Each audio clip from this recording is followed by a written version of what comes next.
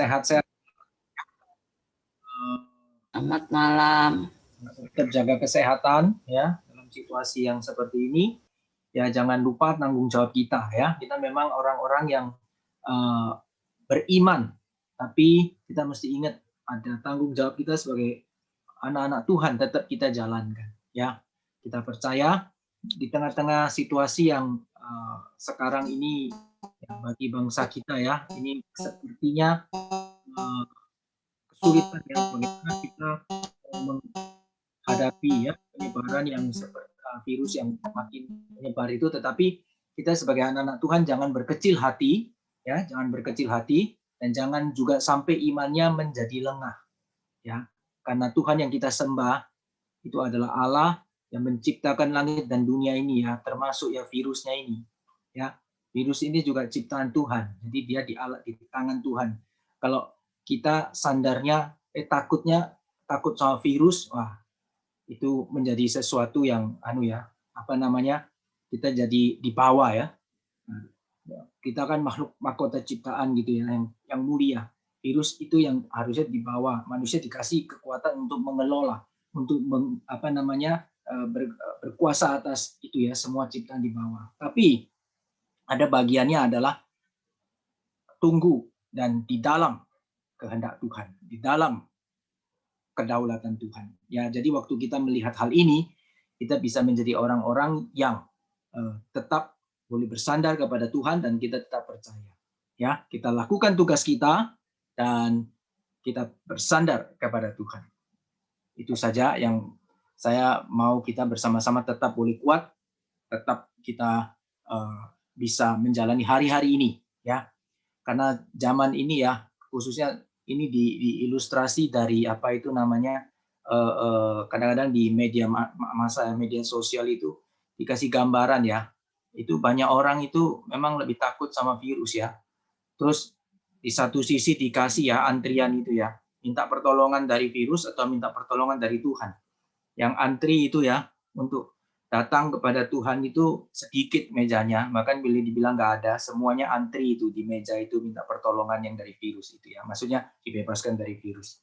Padahal sebenarnya ya manusia itu kita ada di dalam penghukuman Tuhan, harusnya kita lebih takut kepada Tuhan. Ya, baik, kita tetap jaga-jaga, waspada dan sandar Tuhan senantiasa. Oke, saya akan lanjutkan. Kita punya pembahasan hari ini terakhir untuk kitab Daniel. Ya, untuk kitab Daniel sebenarnya saya siapkan materi hari ini itu saya mau membahas sambung sedikit untuk yang minggu lalu saya masuk mengambil sebuah pesan secara keseluruhan ya yang menjadi bagian terakhir pertemuan kita pada saat ini. Baik, saya akan segera share screen. Oke ya, sudah muncul ya. Baik. Oke. Ya, ini adalah yang kelima, the message. Pesan apa yang bisa kita dapatkan setelah kita belajar dari episode yang pertama sampai ke yang 4 ya. Lalu kita akan sama-sama menyimpulkan melalui buku Daniel, kitab Daniel ya, Allah yang sejati ya di antara para Allah. Dan apa yang kita bisa pelajari dan itu boleh menjadi berkat bagi kita sekalian. Oke ya. Ini adalah sekilas, kita ulangi sebentar untuk melihat ya. Pertama kali kita sudah membahas ini the book, the prophet, the kingdom, the prophecy. Hari ini adalah the message. Saya akan lanjutkan sedikit yang the prophecy. Oke ya. Nah, baik, langsung saja. Nah, ini ya, yang prophecy kita kemarin sudah bahas yang nubuat yang pertama, pembahasan nubuat kedua. Hari ini saya akan lanjut ini 3 dan 4 ya, lalu saya sambung dengan kesimpulan atau summary dari the message. Oke ya. Baik, kita lanjutkan saja langsung. Sekarang kita masuk ke dalam pembahasan yang ketiga. Nah, di dalam pembahasan yang ketiga ini adalah berkaitan dengan doa Daniel. Jadi penglihatan di dalam doa Daniel. Ya, penglihatan di dalam doa Daniel. Sebentar ya. Kita perhatikan di sini ya. Di sini kita bisa lihat bersama-sama ya. Pada tahun pertama pemerintahan Darius anak Ahasiweros ya, Darius anak Ahasiweros dari keturunan Media yang menjadi raja atas kerajaan orang Kastim. Orang Kastim ini orang Babel ya. Jadi ini Berarti pada bagian ini waktu Darius memerintah itu Babel itu sudah dikalahkan. Oke ya, jadi Darius memerintah. Nah, di sana Daniel masih tetap ada. Perhatikan ya. Semua raja dari Nebukadnezar ya, kemudian ke anaknya ya, Belshazzar, lalu kemudian kerajaan Babel itu dikalahkan oleh Media Persia, kemudian Darius memerintah. Ini raja-rajanya sudah lewat, tapi Daniel itu masih ada di sana. Dia kedudukannya tidak berubah. Tetap dia menjadi kedudukan yang tinggi di dalam istana. Ya, kita bisa lihat ya, sebenarnya dari seluruh kisah ini, dari seluruh yang dipaparkan, Tuhan ingin berbicara satu hal ya. Daniel ini adalah yang ada di dalam pembuangan, umat Allah yang ada di pembuangan. Ya, tapi ketika Tuhan mau dia, meskipun ada di pembuangan, itu Tuhan itu menyatakan apa yang menjadi maunya Tuhan, kehendak Tuhan dinyatakan, dia tetap ada di kedudukan yang tinggi, dan Daniel tahu dia waktu ada di kedudukan yang tinggi itu untuk apa. Nah, ini yang penting, Bapak Ibu yang dikasihi Tuhan. Seringkali kita ada di dalam kedudukan yang tinggi, kita itu lupa. Kita lupa. Kenapa lupa? Karena kita cuma ingat diri. Kalau kita terus ingat diri, kita akan banyak lupa. Ya. Jadi kita harus belajar apa? Ingat Tuhan. Kalau ingat Tuhan, nanti kita tidak lupa. Oke ya. Ingat diri itu kita bisa lupa. Ingat Tuhan, nah kita menjadi orang yang boleh terus nanti mengerti saya kenapa ada. Mengapa semua boleh saya dapatkan segala sesuatu itu untuk apa? Baik dalam kondisi yang baik ataupun kondisi yang menurut kita tidak baik. Sama, jangan selalu ingat diri. Kondisi yang baik, ingat diri, kita ngapain? Coba ada yang mau jawab? Siapa? Boleh? Saya coba lihat. Minta tolong Pak Richard aja deh. Oke, Pak Richard, yang bisa kelihatan. Tolong bisa bantu saya ya. Bisa sebutkan satu orang. Ibu Lis mungkin? Ibu Lis ya. Silakan Ibu Lis. Halo Ibu Lis. Ya Pak, shalom Pak. Oh, shalom Ibu Lis. Nah, sekarang saya tanya ya, Bu Lis ya. Nah, kita harus senantiasa ingat Tuhan, jangan ingat diri, ya toh. Nah, sebab apa? Kalau sering kali ingat diri, kita nanti kan sering lupa ya. Nah, tapi kalau ingat Tuhan, kita tidak lupa. Kita ngerti untuk apa kita itu ada dan dalam keadaan seperti apa kita bisa diingatkan. Nah, sekarang saya mau tanya, kalau kita ya ingat diri dalam keadaan waktu ini, kalau kita ingat diri, waktu keadaan kita itu senang, kedudukan tinggi, berkat banyak, ingat diri. Itu yang terjadi apa? Kita lupa apa? Ya, kita lupa akan karya Tuhan. Kita lupa akan pemeliharaan Tuhan. Itu kalau kita terus mengandalkan diri kita sendiri. Akibatnya apa biasanya kalau gitu? Ya, akibatnya kita akan sombong, Mbak. Sombong. Sombong, iya. Sombong ya. Jadi bisa memandang rendah semua orang ya. Iya, betul. Lama-lama Tuhan pun dipandang rendah, betul ya? Gitu ya. Nggak perlu Tuhan-Tuhan, ya. Makanya kita lihat ya dalam kondisi pandemi saat ini ya, uang itu ada orang-orang yang punya banyak uang pun mereka tidak bisa andalkan uang, betul enggak? Betul. Ya. Tiba-tiba kita lihat orang itu sekarang ya banyak sekali ya. Sekarang ini kita mau andalkan siapa? Mau andalkan diri? Mana mungkin? Mau andalkan dokter? Mana mungkin? Mau andalkan uang? Lebih tidak mungkin. Ya toh? Nah, kenapa kita lihat ini? Tuhan melalui kondisi kita belajar. Ya, itu setiap orang harus senantiasa andalkan Tuhan. Itu kalau dalam kondisi yang apa namanya senang ya. Nah, sekarang silakan. Terima kasih, Bu Lis. Pak Richard boleh tunjuk yang lain satu lagi.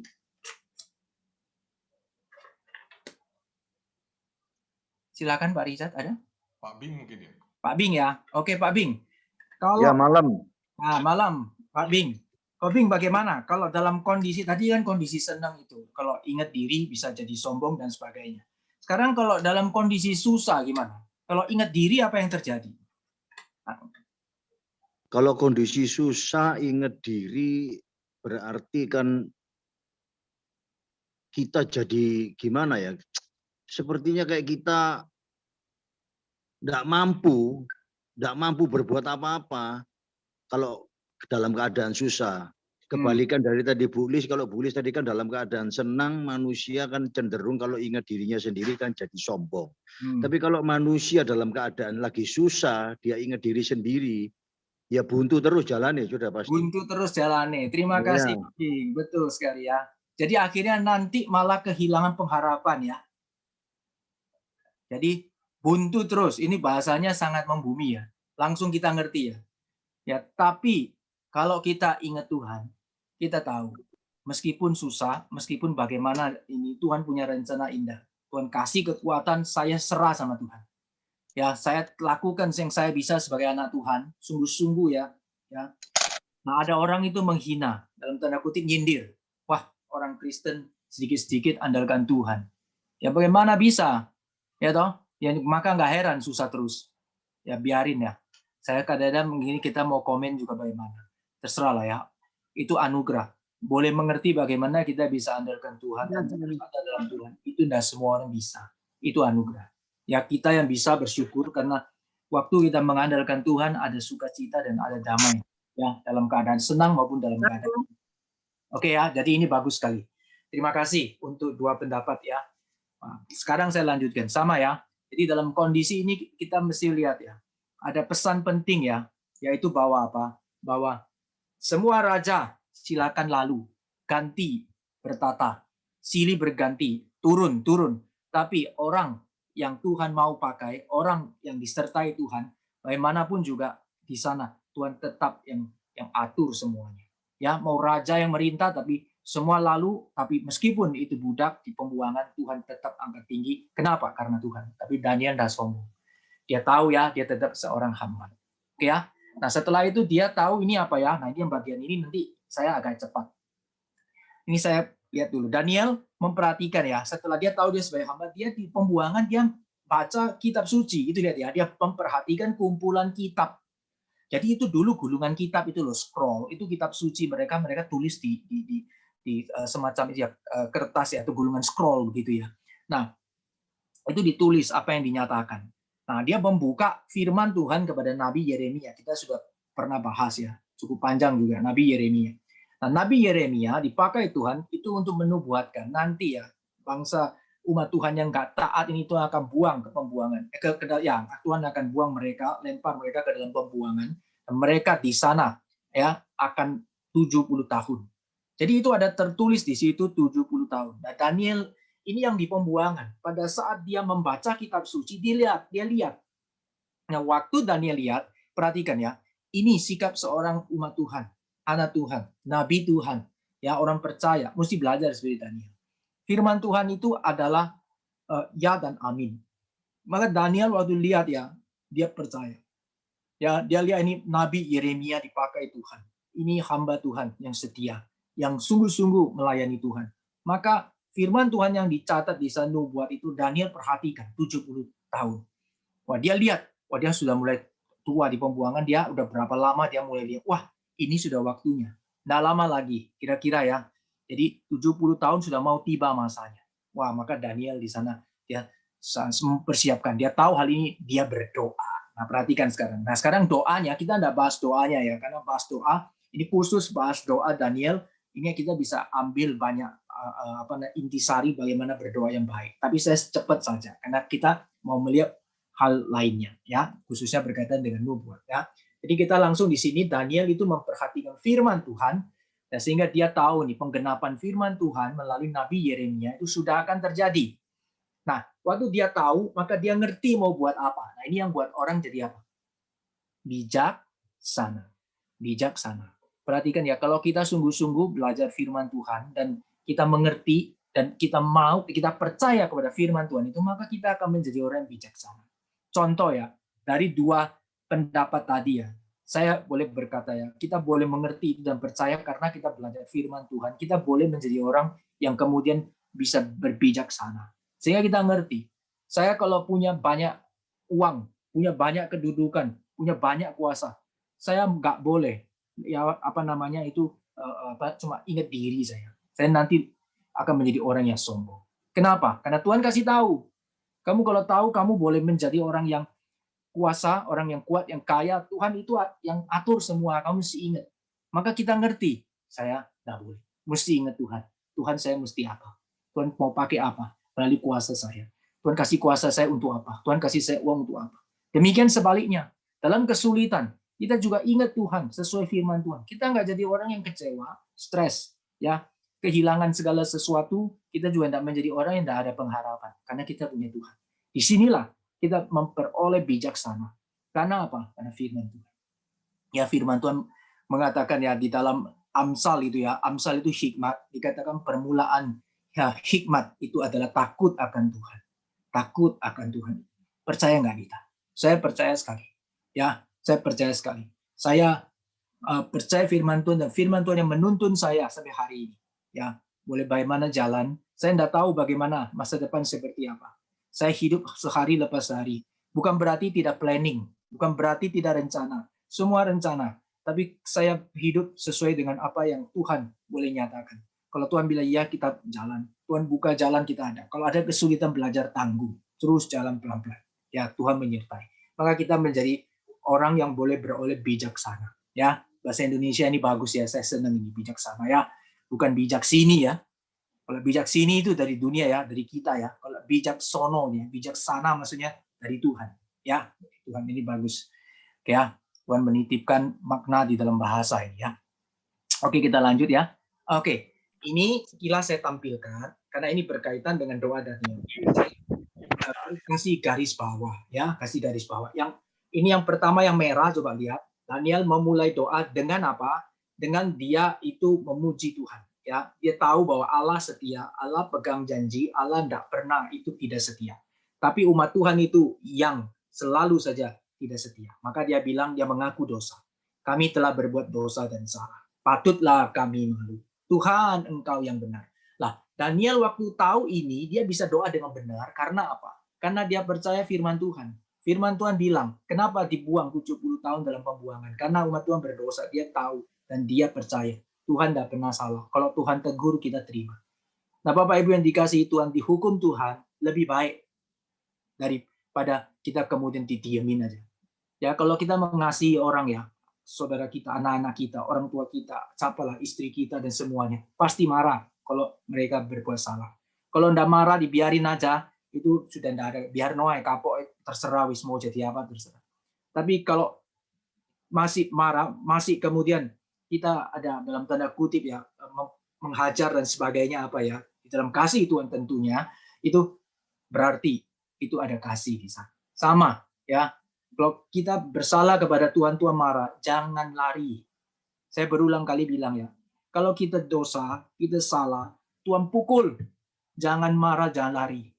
Langsung jatuh diri, ya bertobat, itu ya maksud saya, jatuhkan diri di hadapan Tuhan, bertobat, dan mari kita sandar kepada Tuhan dan bilang, Tuhan, biarlah aku Engkau hukum di dalam kasih-Mu dan di dalam keadilan-Mu. Ya, Allah itu maha adil, dia akan menghukum, tapi Allah maha kasih. Kalau Tuhan mengasihi dan menghajar kita, dia mengasihi kita. Oke ya, ini kira-kira doa Daniel menjadi indah. Dia bisa doa dengan benar, ya, dengan benar, dan doanya didengar oleh Tuhan. Oke, karena dia tahu ya bahwa Tuhan itu benar, manusia itu yang bersalah dan Tuhan hukum, maka kita mesti malu, bertobat, dan kemudian dia minta ampun karena dia sadar 9:9 Tuhan ada sayang dan ada keampunan. Ya, oke. Nah, sekarang kita lanjut lagi berikutnya. Nah, kita akan melihat berikutnya adalah di sini ya. Ini juga tentang doa Daniel. Oke ya, saya langsung aja lihat bagian yang merah ini ya. Telah ditetapkannya firman-Nya. Berarti di sini kita melihat ya, Daniel tahu semua yang terjadi, perhatikan, sudah ditetapkan Tuhan. Daniel sangat tahu semua yang terjadi dalam hidup dari umat Tuhan selama dia dari pembuangan, semua itu sudah ditetapkan oleh Tuhan. Di dalam kitab Daniel kata ditetapkan ini ya, maksudnya apa makna ditetapkan dan kemudian sense ditetapkan ini ya, segala sesuatu ada dalam ketetapan Allah yang dahsyat itu ya. Itu sangat kentara. Sangat kentara. Perhatikan dari awal ya. Raja menetapkan bahwa harus makan makanan raja. Kemudian Daniel tahu. Ya, dia tidak ikut keputusan raja. Raja mau menetapkan bagaimana kalau Tuhan menetapkan, maka tetap akan terpelihara. Maka dia taat sama Tuhan. Ya, kemudian Hananya, Misael dan Azaria dikasih tahu, ayo raja sudah menetapkan. Kalau kamu enggak sungguh-sungguh enggak mau menyembah patung raja, kamu masuk ke dalam dapur api. Siapa yang bisa tolong kamu? Mereka bilang, terserah, Tuhan akan menyelamatkan kami kalau dia mau. Kalau Tuhan sudah menetapkan kami tidak mati, kami tidak mati. Ya, tapi kasih tahu sama raja, mereka bilang, kalau seandainya Tuhan pun tidak tolong kami, berarti itu ketetapan Tuhan. Berarti kami mati. Ingat, kami juga tidak akan sembah Engkau, karena itu tidak benar. Hanya Tuhan yang sejati, kami setia kepada Dia. Wah, ini iman besar, ketetapan Allah. Anak-anak Tuhan pun demikian. Saya tahu, semua saya boleh hidup ketetapan Tuhan. Kalau saya mesti mati pun ketetapan Tuhan. Di dalam semua itu saya mau setia sampai seumur hidup saya. Baik hidup maupun mati, saya menyenangkan Tuhan. Itu anak Tuhan. Saya ngerti ya, dalam hidup kita seperti ini. Kondisi kita sekarang sama. Kita dalam situasi yang kita bilang genting. Jakarta dibilang genting. Jakarta genting. Genting bukan karena perang. Tapi perang sama virus maksudnya. Kita anak Tuhan bagaimana? Mesti jadi saksi. Tapi jangan jadi saksi yang membuat kacau. Jadi saksi apa? Jadi saksi, jadi saksi yang beriman. Tidak usah pakai ini, tidak usah pakai itu. Ya toh, kemudian melanggar seluruh protokol pemerintah menetapkan ini semua kita langgar ya. Kita melakukan semua itu dengan baik. Nah, kita percaya kita lakukan semua, hidup dan mati kita di tangan Tuhan.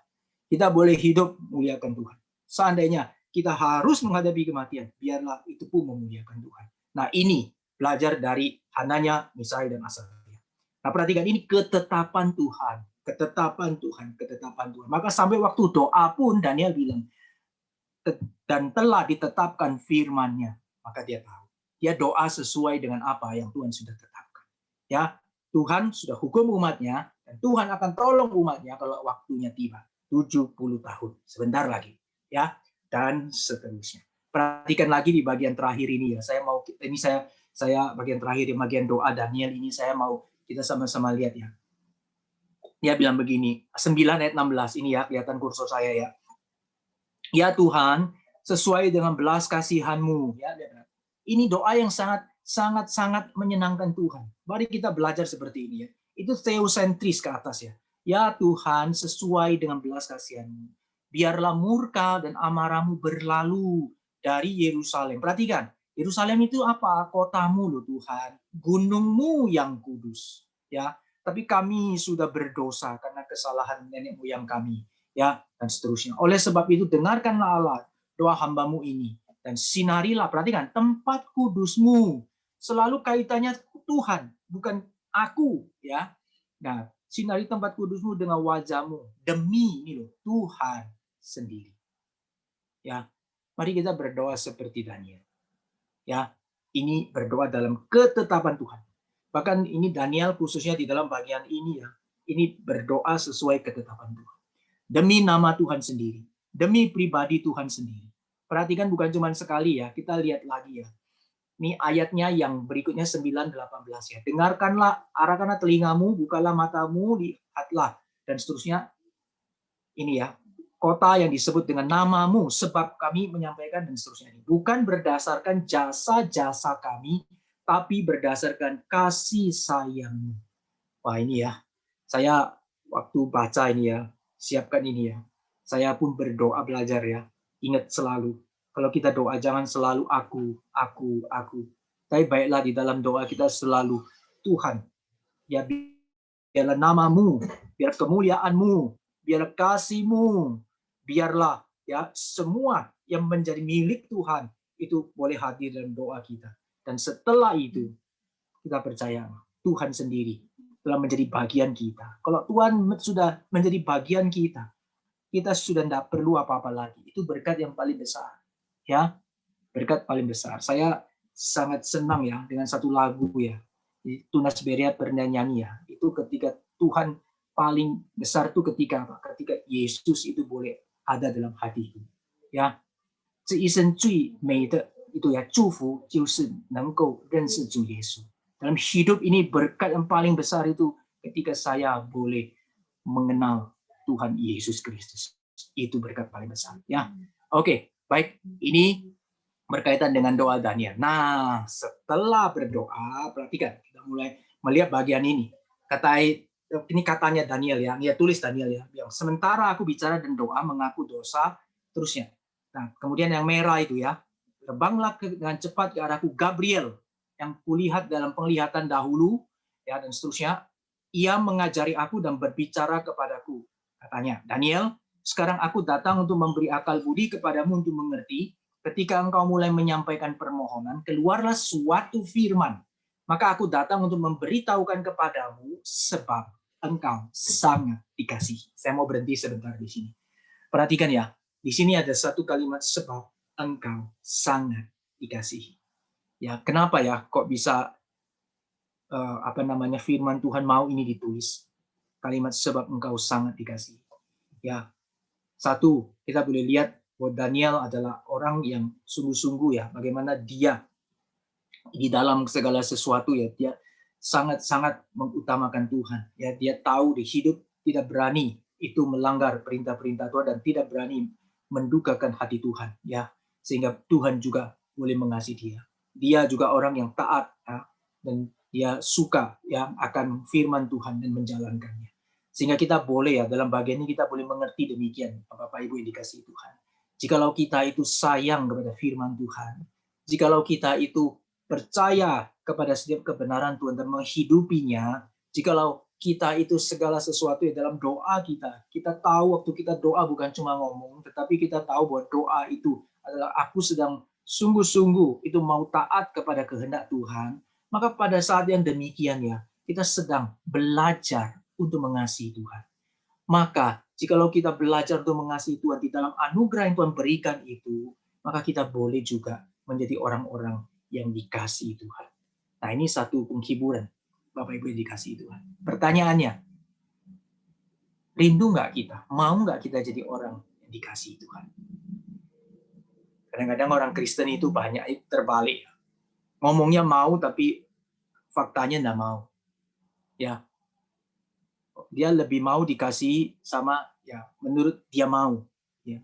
Jadi kadang-kadang itu orang-orang percaya sekalipun mereka kehilangan makna yang benar ya terhadap apa yang berharga dan bernilai. Oke ya, saya harap kita semua yang belajar firman Tuhan kita sungguh-sungguh ya kita mau menjadi orang-orang yang apa? Yang mengasihi Tuhan ya. Karena dengan demikian ya kita boleh dapat anugerah yang besar ya, kita boleh dikasihi Tuhan. Karena kita boleh mengasihi Tuhan itu terlebih dahulu karena Tuhan telah mengasihi kita. Nah itu poinnya. Saya ngerti ya. Saya mengasihi Tuhan. Kalau saya bilang karena saya mengasihi Tuhan, waktu Tuhan tidak sayang sama saya protes. Saya ngerti. Saya sudah sayang Tuhan kok. Kamu ini sudah tak sayang. Kita ngomong sama Tuhan begitu ya. Kenapa sekarang saya sudah sayang sama Tuhan, Tuhan tidak sayang saya? Nah itu keliru. Ya karena tidak mengerti. Ya. Kita harus bisa mengerti ya, saya boleh mengasihi Tuhan karena Tuhan terlebih dahulu sayang sama saya. Jadi waktu saya sayang sama Tuhan, itu karena ada kekuatan Allah, ada kasih Allah yang menyadarkan saya sehingga saya baru bisa punya kasih yang benar. Ya, oke, kita lanjut. Sekarang kita lihat ya. Nah di sini ada beberapa hal yang dinyatakan kepada Daniel ya. Itu berkaitan dengan ini ya. Ini ada banyak istilahnya masa, waktu yang dinyatakan. Oke, 70 kali 7 masa ya telah ditetapkan untuk apa itu? Saya tidak kelihatan. Saya terusin aja ya. Ini di tempat saya terhalang. Nah, dan atas kotamu yang kudus.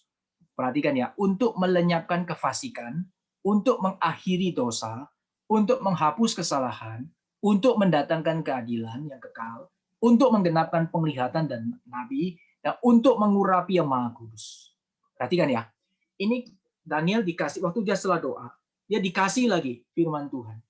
Ya, Tuhan singkapkan sesuatu berkaitan dengan masa atau waktu yang akan terjadi.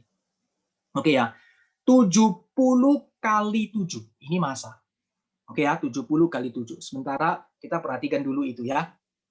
70 kali 7 masa itu untuk apa? Ya, itu akan terjadi atas bangsamu, atas kotamu yang kudus. Nah, ini akan terjadi dan ada tujuannya. Perhatikan di sana ada untuk, Ini tujuannya. Masa itu ada. Itu apa? Perhatikan ya, ini berarti ketetapan. Kalau Tuhan sudah kasih tahu melalui ini ya, apa diberitahu kepada Daniel, berarti ini di dalam perjanjian lama di masa Daniel, Allah mau menyatakan itu kepada umat Tuhan, khususnya kepada Daniel dituliskan ya, supaya ya kalau hari ini kita tahu ya, jadi bukan kondisinya ini kita bisa lihat kalau berkaitan dengan masa dan waktu yang akan datang dan seterusnya itu cuma ada di Wahyu. Tidak. Ini untuk menunjukkan satu yang namanya ini ya, benang merah, satu harmonisasi kitab suci dari awal sampai akhir. Sehingga Allah yang sebenarnya kitab suci itu yang tulis itu adalah Tuhan sendiri, yaitu Roh Kudus. Ya, kalau di dalam pengertian kitab suci kita bisa lihat siapa yang tulis Taurat, Musa. Yang gitu ya. Siapa yang nanti tulis itu apanya, misalkan Mazmur, pemazmur ada Daud dan sebagainya. Siapa lagi tulis misalnya ada Salomo, ya ada Samuel, ada siapa, ada nabi-nabi Yeremia, Yesaya. Kita lihat seperti itu. Betul Tuhan pakai mereka, tetapi yang tulis itu Tuhan. Kalau Tuhan yang tulis, Allah Roh Kudus yang tulis, pimpin itu ya para penulis dan pakai mereka sesuai dengan mereka punya panggilan masing-masing, maka beritanya itu pasti harmoni. Karena Tuhan tahu untuk apa Tuhan menuliskan kitab suci, supaya kita umatnya tahu. Maka apa yang akan terjadi di dalam masa dan waktu itu sudah ada di dalam perjanjian lama, Tuhan nyatakan dulu. Sehingga waktu nanti kita lihat di perjanjian baru, khususnya Wahyu, kita bisa lihat sebenarnya Wahyu bukan sesuatu yang baru, tapi itu sudah dinyatakan, paling tidak ya sudah ada. Tuhan singkapkan duluan ya di perjanjian lama. Meskipun itu ada sifatnya progresif ya, makin lama penyataannya mungkin makin lebih jelas dan lebih jelas gitu ya. Nah, oleh sebab itu kita lihat ya, berarti nanti masa yang Tuhan tetapkan itu ada tujuannya. Di setiap kali masa terjadi di dalam hidup atau dalam sejarah ya di dunia ini, selama dunia masih ada, zaman masih terus ada, itu masa itu akan terjadi, tujuannya berarti ini ketetapan Allah, melenyapkan kefasikan, mengakhiri dosa. Perhatikan ya, melenyapkan kefasikan, ya, mengakhiri dosa, menghapus kesalahan, mendatangkan keadilan yang kekal. Jadi di sini kita bisa lihat ya, dalam bagian ini kita bisa lihat bahwa seringkali kita mungkin melihat, oh Tuhan itu harusnya menyelamatkan dong. Kenapa kok Tuhan kan kasih menyelamatkan semua orang dong? Iya kan? Karena Allah kasih kok. Allah kalau kasih ya dia harus selamatkan semua orang. Masa Allah yang kasih kemudian dia pilih-pilih kasih, cuman tertentu saja yang dipilih. Ya. Nah, kita mesti waktu lihat dalam kitab Daniel ini kita bisa lihat segala sesuatu sudah Tuhan tetapkan. Kita harus melihat bahwa manusia itu pada dasarnya semua itu sudah ada di dalam dosa. Ya, nah, dunia yang berdosa, dunia yang jahat, yang sudah di dalam seluruh ini ya pelanggaran yang sudah berdosa itu setiap masa yang Tuhan tentukan itu bertujuan ya untuk melenyapkan kefasikan, akhiri dosa, hapus kesalahan, dan datangkan keadilan yang kekal. Ya, dan menggenapkan penglihatan dan nabi ya untuk juga mengurapi yang Maha Kudus. Jadi di sini kita bisa lihat ya, semua yang terjadi itu Tuhan sudah siapkan. Setiap masa ada, bukan hanya menyelamatkan umat Tuhan, tetapi di bagian itu ada penetapan untuk melenyapkan segala kefasikan. Sehingga kita paham, kalau kita menjadi umat Tuhan, yang seharusnya terjadi dalam diri kita itu adalah kita ucap syukur tidak ada habisnya. Kenapa? Berarti kita terhindar. Dan di dalam anugerah Tuhan, siapa yang bisa kasih syarat saya layak diselamatkan? Tuhan kasih kita, Tuhan pilih kita. Hanya satu, itu anugerah. Oleh sebab itu ya, ada anugerah, kita harus syukuri baik-baik. Dan hidup di dalam anugerah itu baik-baik. Ya, jangan menjadi orang Kristen sedikit-sedikit saya capek lah. Sedikit-sedikit saya kemudian susah lah. Ya, kita jadi orang Kristen harus jadi orang Kristen yang berani tanggung beban yang berat. Kita jadi orang Kristen harus berani kerja buat Tuhan. Ya, bukan kemudian kita bilang, wah kok Tuhan ini kok kayak kita menjadi kerja rodi ya. Bukan, beda. Kalau kerja rodi itu kondisinya itu orang-orang yang kerja rodi dia akan dalam kondisi yang susah, dia kemudian menjadi budak orang itu disiksa dan sebagainya. Tidak. Itu dalam kondisi kejahatan, dosa. Tetapi ini kita melayani Tuhan Allah yang benar, Allah yang suci, Allah yang mulia. Maka ketika kita mengabdikan diri kita kepada kemuliaan itu, kepada kebenaran itu, kepada kekudusan itu, ya kita akan menemui bahwa kita makin dipuaskan, makin dibentuk, makin jadi. Ya, kalau emas makin murni, makin berharga, makin mulia. Nah, itulah ya. Oleh sebab itu mari kita belajar. Waktu kita kembali kepada Tuhan, maka di sana kita akan menemukan ya satu keindahan, kemuliaan, sukacita yang paling sejati. Oke. Lanjut. Setelah itu dikasih tahu ya, ini 70 kali 7 masa, itu kemudian ada pembagiannya kira-kira gini ya. Dari saat firman itu keluar, ya ini bahwa Yerusalem akan dipulihkan dan dibangun kembali sampai pada kedatangan seorang yang diurapi, seorang raja, ada 7 kali 7 masa. Ya, 7 kali 7. Oke ya, tadi ini kan ada 70 kali 7 ya. Sekarang dihitungnya dari 70, berarti yang ini sudah ada 7 masa ya. 7, yang 7 duluan ya. Kalinya kan kalinya tetap kali 7 ya. Jadi di sini ada 7 duluan ya. 70 kali 7 masanya ada 7 masa. Oke, lalu kita lihat berikutnya. Kalau waktu bicara ini sampai akan muncul seorang yang diurapi menjadi raja. Kita bicara ya, kitab Daniel itu juga bicara soal kerajaan.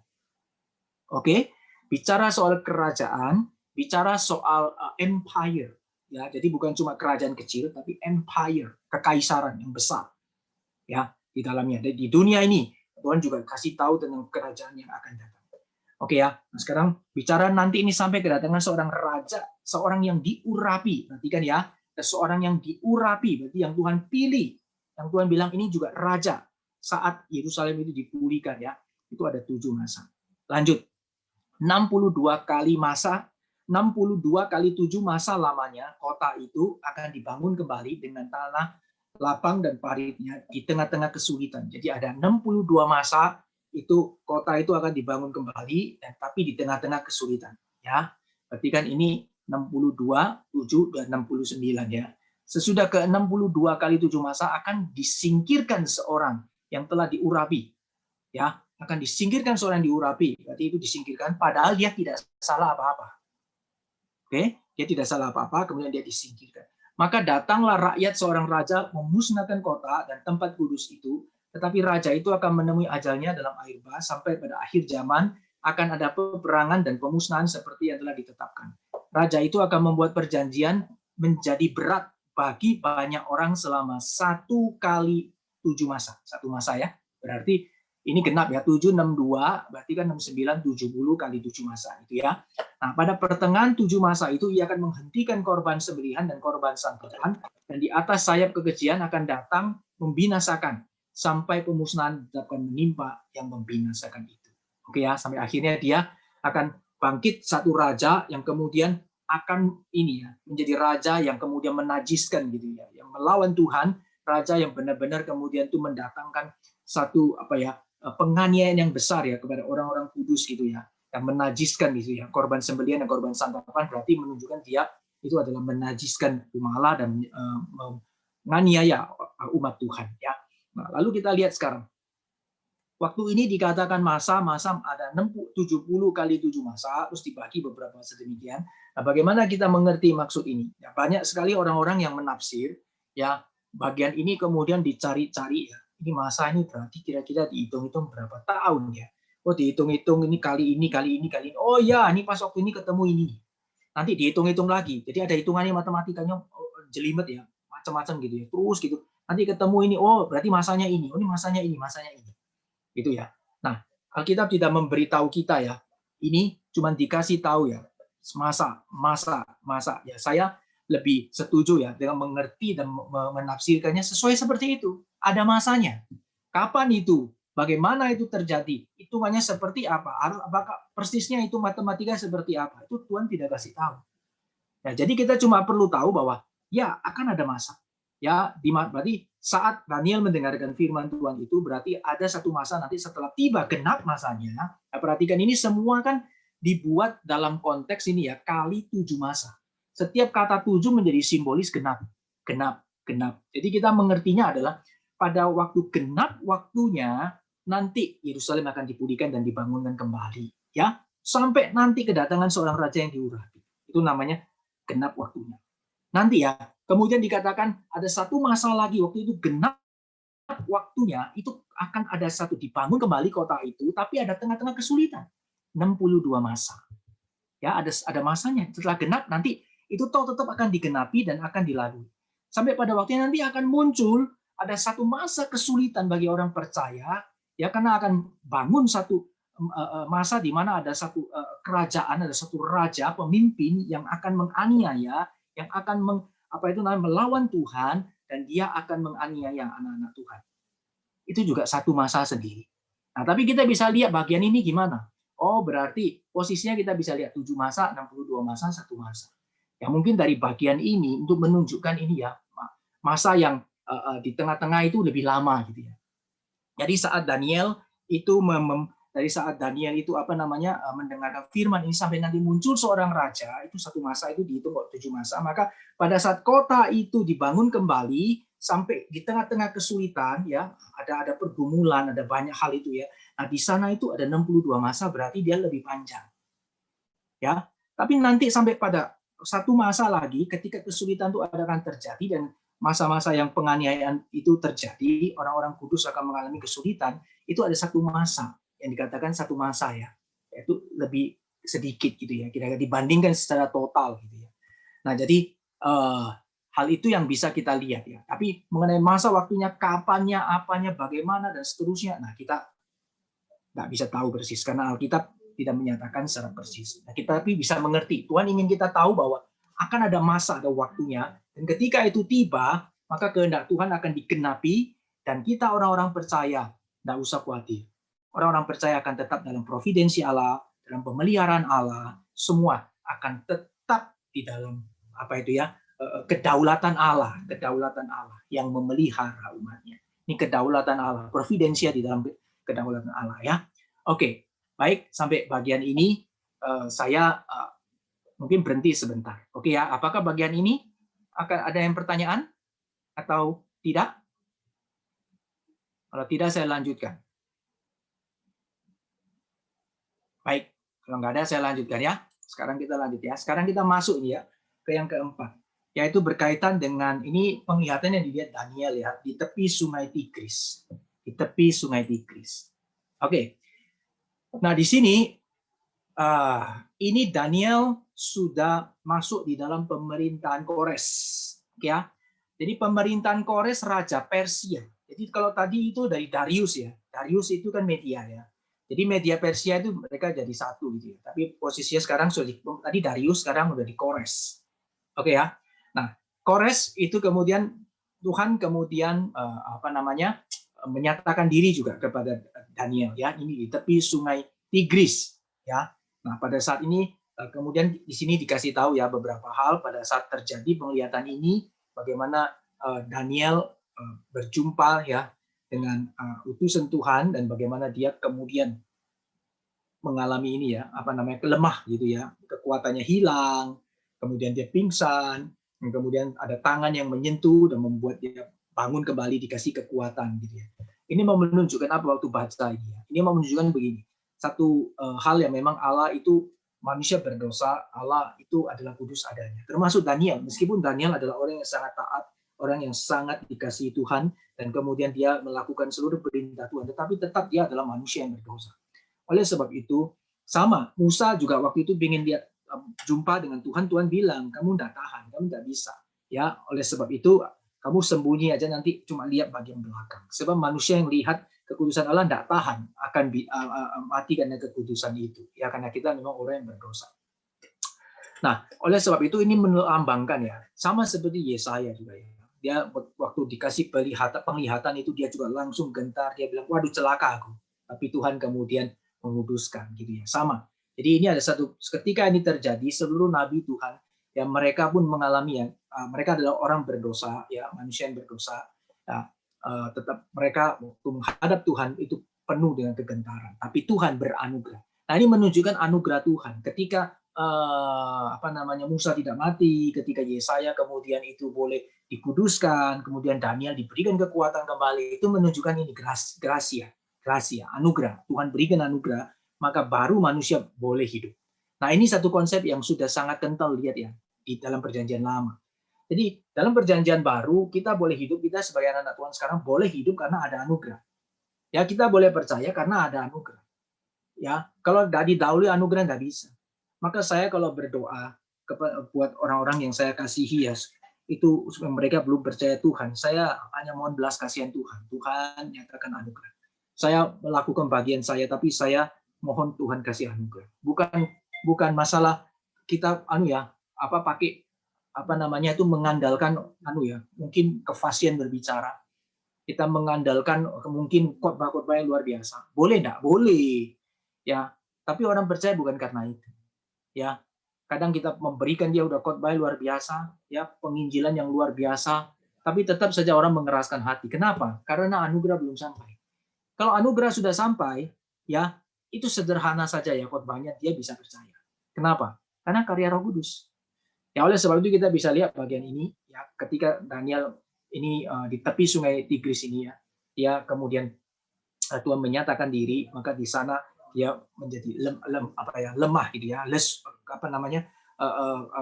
kehilangan kekuatannya, dan Tuhan memberikan anugerah sehingga dia boleh kemudian berdiri. Ya, berdirilah aku, perhatikan, dengan gemetar. Berdirilah aku dengan gemetar. Nah, Bapak Ibu yang dikasihi Tuhan, ada seorang itu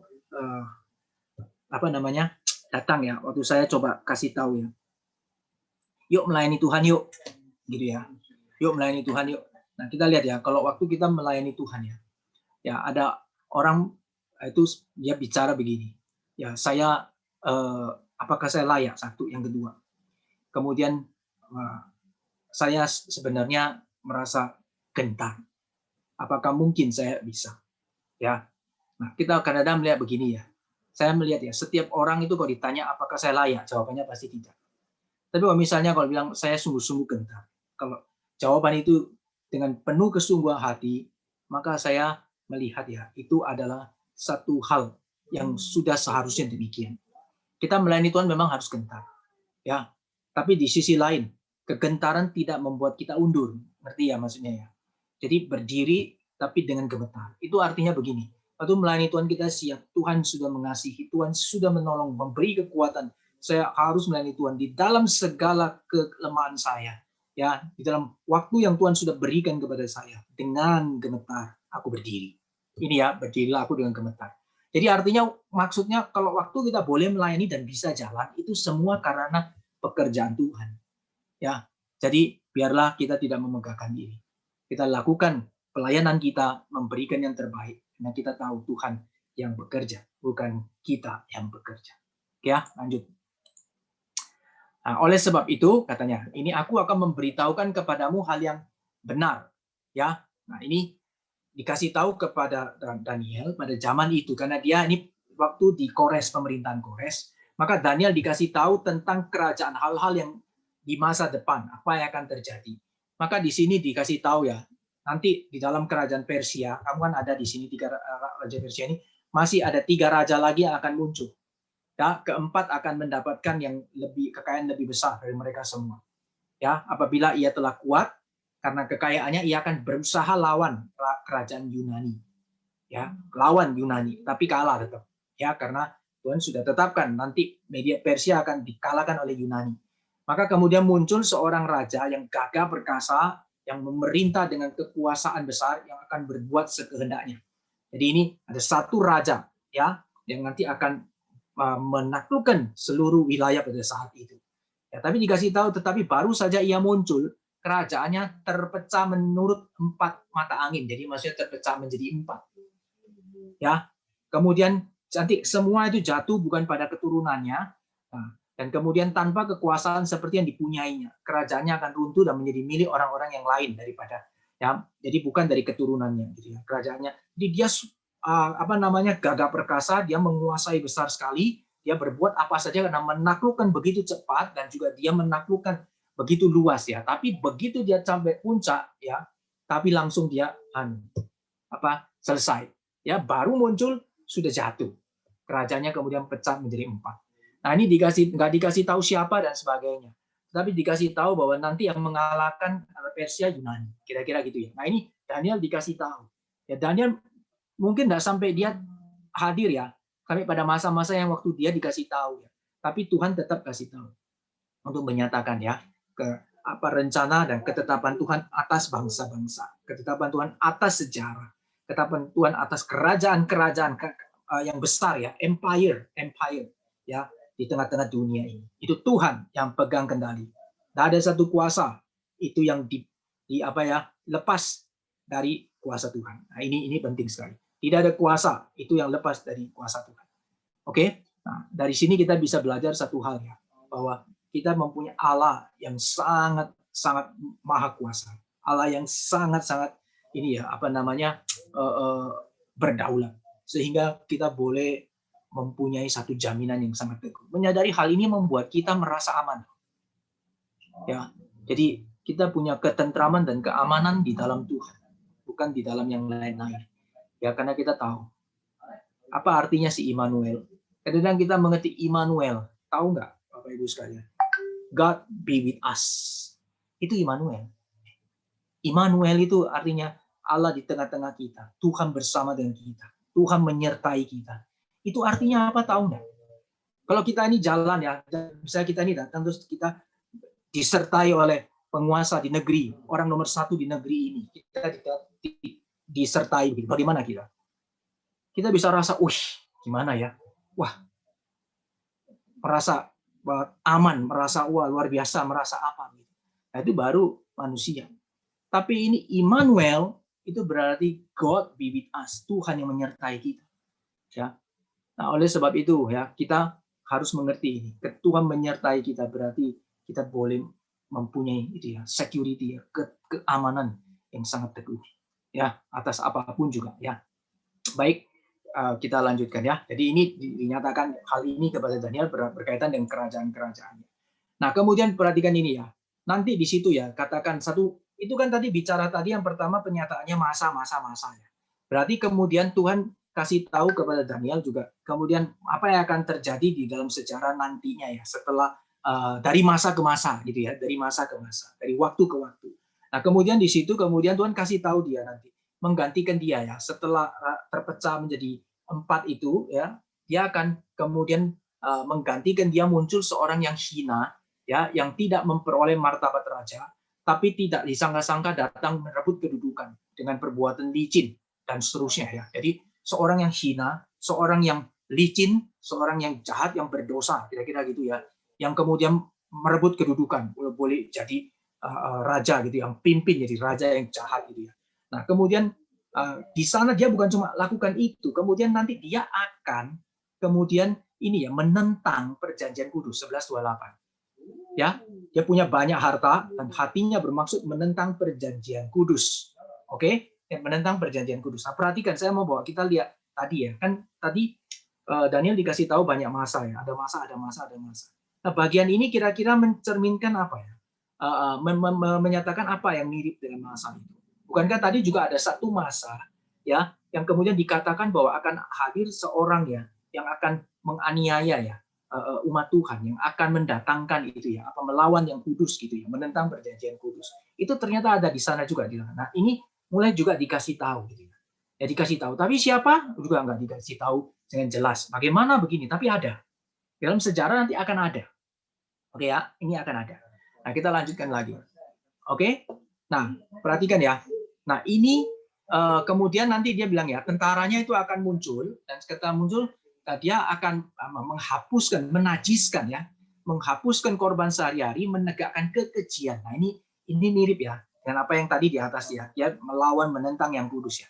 Nah, tapi perhatikan di sini, tetapi umat yang mengenal Allahnya akan tetap kuat. Perhatikan.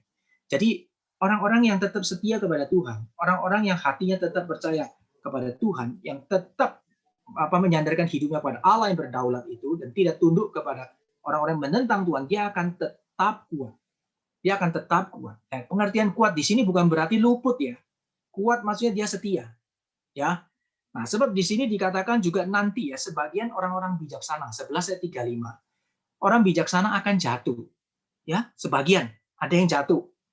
Ya, karena hak itu akan terjadi ada apa? Pengujian, penyaringan, pemurnian sampai pada akhir zaman. Sampai pada akhir zaman. Ya, karena raja tersebut, pemimpin tersebut itu adalah pemimpin yang meninggikan dan membesarkan dirinya terhadap setiap Allah, huruf kecil di sini ya, setiap Allah. Jadi dia terserah Allah yang lain-lain, tapi juga dikatakan terhadap Allah, huruf besar. Ya, jadi dia meninggikan diri pokoknya. Artinya ya dia melawan Tuhan yang sejati. Sebenarnya di dunia ini kan hanya ada satu Allah yang satu-satunya. Ya, Allah yang sejati. Nah, kalau dia meninggikan diri, membesarkan diri, melawan Tuhan, dia rasa dirinya adalah Allah.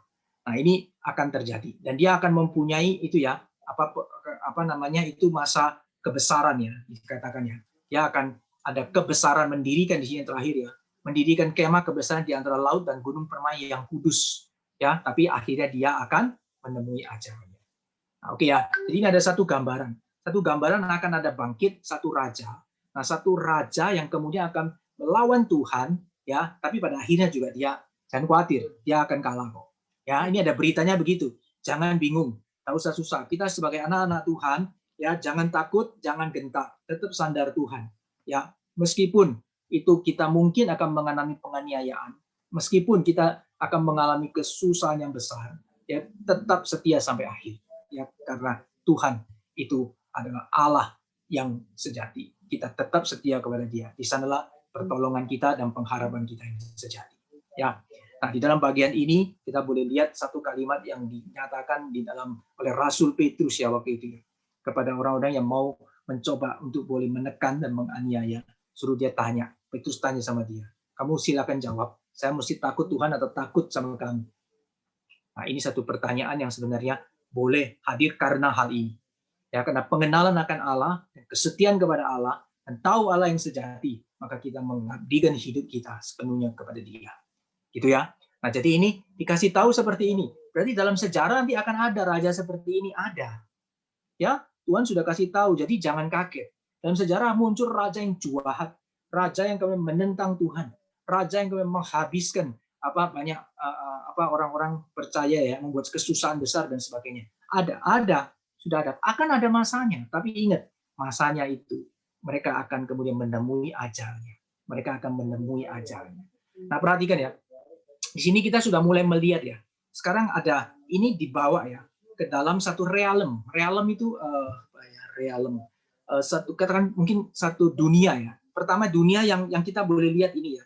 Raja ganti kan dari raja yang besar ya, kemudian nanti dikalahkan ya dari Babel, kemudian dikalahkan oleh Media Persia, dan kemudian ada Yunani, kemudian nanti ada Romawi dan seterusnya, itu raja seperti itu. Kemudian di tengah-tengah raja yang seperti gini itu akan muncul ya raja-raja yang secara khusus dia menghabiskan itu umat Tuhan. Dia akan itu menajiskan rumah Allah, dia melawan Allah secara khusus, dia itu menghina Tuhan dan sebagainya. Itu dikatakan di seluruh keadaan dunia raja ini akan ada muncul seperti ini. Ya, nah, tetapi di sana Tuhan tetap adalah Allah yang bertata. Ya, mereka tetap akan pada waktunya mereka akan diakhiri. Oke ya, ini kira-kira beritanya seperti ini. Nah, sekarang saya lanjutkan lagi ke bagian berikutnya. Nah, ini yang Daniel 12 yang terakhir. Daniel 12 yang terakhir. Nah, ini dikatakan ya, sekali lagi pada waktu itu akan muncul Michael, pemimpin besar itu. Ya, memang ini satu penglihatan yang diberikan kepada Daniel. Ya, ini sekarang sudah mulai lihat ya. Ini ada satu realm yang sudah dari realm yang satu kondisi yang terjadi di dunia ini, kemudian Daniel dibawa masuk ya, penglihatan itu ke dalam satu realm yang di dalam penglihatannya dia yang spiritual, secara rohani itu mulai ada Daniel dinyatakan di sana. Ya, karena pada waktu juga akan muncul Michael, pemimpin besar itu, dia akan mendampingi anak-anak bangsamu dan akan ada suatu kesesakan yang besar. Perhatikan, ada kesesakan yang besar. Ya. Nah, tapi pada waktu itu bangsamu akan terluput, ya. Terus ditulis gini, bangsamu akan terluput, yakni barang siapa yang didapati namanya tertulis dalam kitab itu. Nah, ini sudah ada perpindahan ini. Dari hal yang sifatnya realem itu di dunia ini secara, kemudian ada dibawa lagi ke dalam realem yang tingkatnya itu sudah rohani, spiritualnya. Oke ya, nama tertulis dalam kitab itu. Kitab apa? Siapa mereka? Bangsa itu bukankah bangsa ku ada di tengah dunia ini? Luputnya bagaimana? Nah, ini ada satu hal yang ada berpindah ya, tapi perpindahan ini itu ada kayak sesuatu tulisan ya, genre yang dirajut sedemikian rupa ya, rajut sedemikian rupa menjadi satu kesatuan. Ya kita bisa menerima sense-nya, tapi kita tidak bisa pisahkan, nggak boleh pisahkan satu-satu. Oh ini berarti untuk ini kita cocokkan ini untuk ini, enggak, satu kesatuan. Tapi ada sense-nya, sense-nya kita tahu. Bisa tangkap ya maksud saya, ada sense-nya. Ada dua realem di sini. Ya. Kemudian kita lihat, dan banyak dari antara orang yang telah tidur di dalam debu tanah akan bangun. Sebagian mendapat hidup kekal, sebagian mengalami kehinaan dan kengerian kekal. Tuh, ini pindah ini, Bapak Ibu sekalian. Saya ngerti ya. Tadi waktu bicara soal kerajaan-kerajaan di dunia ini, yang akan terjadi nanti setelah Media Persia ada 3 raja lagi, terus ada raja keempat, yang kemudian dikalahkan oleh Yunani. Kemudian Yunani itu rajanya yang hebat itu, kemudian akan udah mencapai seluruh kemasyurannya, kemudian dia akan jatuh, mati, kemudian kerajaan terpecah menjadi 4. Dan kemudian di dalam kerajaan yang itu akan muncul satu raja yang menghina Tuhan, yang kemudian menajiskan tempat kudus Tuhan, dan dia berkuasa, yang mengakibatkan penganiayaan kepada orang-orang umat-umat Tuhan. Tapi pada satu waktu dia juga akan menemui ajalnya. Lalu kemudian penglihatan itu ya diberikan lagi kepada Daniel satu waktu, ya di pasal 12 ini, itu ada satu penglihatan yang muncul berkaitan dengan ini, hal-hal yang sifatnya itu sudah mulai masa depan, tetapi realemnya itu kita boleh lihat ada realem di dalam masa kini dan juga di dalam masa depan, bahkan di dalam realem spiritual atau rohani. Ya, oke. Nah sekarang kita lihat ini ya, berarti yang telah tidur berarti yang mati. Kalau Tuhan setia, ada maknanya, kalau engkau setia maka engkau akan terluput. Tapi di sini ada yang telah tidur dalam debu tanah, berarti akan bangun. Ya, nah kalau mendapat hidup kekal, ini kan termasuk yang setia. Ya. Sebagian lagi mengalami kehinaan dan kengerian yang kekal. Jadi ada yang akan bangun untuk mendapatkan hidup yang kekal, mereka yang menjadi umat Tuhan dan tidak mengalami penghukuman Tuhan. Sebagian lagi mereka yang akan menerima itu keadilan Tuhan, ya, yaitu kehinaan dan kengerian yang kekal. Jadi ada dikasih tahu ya, jangan khawatir, Tuhan itu adil. Allah itu adil dan keadilannya tidak bisa dipermainkan. Kita sebagai anak-anak Tuhan, kita serahkan diri sama Tuhan. Allah yang adil tidak akan bisa dipermainkan. Kita tetap percaya itu. Tuhan pasti menyatakan keadilannya. Ya. Dan kemudian katakan orang-orang yang bijaksana akan bercahaya seperti cakrawala gitu ya, yang telah menuntun banyak orang kepada kebenaran seperti bintang tetap untuk selama-lamanya. Ya. Dan dikatakan, engkau Daniel, sembunyikanlah segala firman itu, meteraikanlah kitab itu sampai pada akhir zaman. Banyak orang akan menyelidikinya dan pengetahuan akan bertambah. Ya, jadi Daniel setelah dikasih tahu, suruh sembunyikan dan meteraikan kitab itu sampai pada akhir zaman. Kapan akhir zaman? Bagaimana akhir zaman itu? Ya, tidak dijelaskan bagaimana itu akhir zaman seperti apa. Yang pasti adalah hari yang di depan. Nah, jadi tidak perlu hitung-hitung akhir zamannya kapan ya. Terus kita ambil hitung-hitungan, kemudian dilihat tadi yang masa ini kalikan, coba cari matematikanya, terus ditebak nanti. Oh, berarti tahun 2021. Jangan-jangan COVID ini ya, tahun 2021 ya, seluruh dunia kayak gini tidak boleh keluar dan sebagainya. Apa ini akhir zaman ya, sebentar lagi. Mungkin waktu ini ya, ditambah berapa masa lagi dan seterusnya. Keluar lagi satu angka. Oh, mungkin 2030. Ini tunggu 30, oh belum, tambah lagi. Pusing ya. Tidak seperti itu. Tuhan tidak menyatakan seperti itu. Tapi Tuhan kasih tahu bahwa pada akhir zaman kita akan sampai pada akhir zaman itu dan sampai pada waktu Tuhan tiba, kita akan ada di sana. Dan tugas kita tidak perlu tahu kapan itu waktunya. Tugas kita itu adalah apa? Sebagai orang-orang tetap setia, tetap percaya, tetap sandar Tuhan. Itu tugas kita. Ya. Nah, oke. Kemudian Daniel ya dan seterusnya ya. Ini kita bisa lihat dia ingin tanya. Ini Daniel juga ingin tahu ya. Bilakah hal yang ajaib ini akan berakhir? Ya. Kapan? Kapan itu bisa berakhir? Ya. Tapi Tuhan bilang begini. Ya, dilihat ya jawabannya begini. Lalu kudengar orang yang berpakaian kain lenan yang ada di sebelah atas air sungai itu bersumpah demi Dia yang hidup kekal sambil mengangkat tangan kanan dan tangan kiri ke langit. Ini jawabannya. 1 masa dan 2 masa dan setengah masa. Dan setelah berakhir kuasa perusak bangsa yang kudus itu, maka segala hal ini akan digenapi. Dan dijawab dengan masa. Ada 1 masa, ada 2 masa, ada setengah masa. Nah sekali lagi kita lihat Satu masa, ini ada 3 masa gitu ya. Satu masa di depan, kita lihat masa yang di tengah itu tetap lebih panjang ya. Masa di tengah itu tetap lebih panjang gitu ya. Nah, kemudian akan setelah semua itu berakhir, itu ada satu masa yang setengah masa yang paling kecil dari semua masa itu. Tapi kapan? Juga kita tidak tahu dan Tuhan tidak menyatakan hal itu. Cuman dikasih tahu masa itu ada. Tugas kita adalah kita tetap setia apapun masa itu. Kita ada di mana? Masa itu kita tetap setia. Ya. Oke. Nah, setelah itu adapun aku memang ku dengar hal itu tetapi tidak memahaminya. Jadi Daniel pun tidak memahaminya. Lalu kutanya, Tuanku, apakah akhir segala ini? Tetapi ia menjawab, pergilah Daniel, sebab firman ini akan tinggal tersembunyi dan termeterai sampai akhir zaman. Saya lompat ya ke bagian ini ya. Berikutnya saya teruskan dulu, ini penting. Banyak orang akan disucikan dan dimurnikan dan diuji. Orang-orang fasik akan berlaku fasik. Perhatikan ya, yang jahat tetap jahat. Ya. Jadi yang Tuhan selamatkan karena yang bisa berbuat yang benar ya karena Tuhan selamatkan. Kalau tidak ya dia akan tetap berlaku fasik. Tidak seorang pun dari fasik itu akan memahaminya. Perhatikan ya, tidak mungkin bisa ngerti orang fasik. Karena tidak ada anugerah Tuhan. Tetapi orang yang bijaksana akan memahaminya. Ya, memahaminya bagaimana? Di dalam anugerah Tuhan memahami bagaimana? Yaitu di dalam iman, percaya bahwa segala sesuatu Tuhan sudah siap masanya. Ya, di dalam semua masa itu kita menjadi orang-orang yang sudah boleh dipilih Tuhan, menjadi umat Tuhan, dan kita sandar Tuhan sampai akhir hidup kita. Tetap setia. Ya. Nah, bagian akhirnya ini 12-13 ini ayat terakhir dalam kitab Daniel. Tetapi engkau pergilah sampai tiba akhir zaman. Dan engkau akan istirahat dan akan bangkit untuk mendapatkan bagianmu pada kesudahan zaman.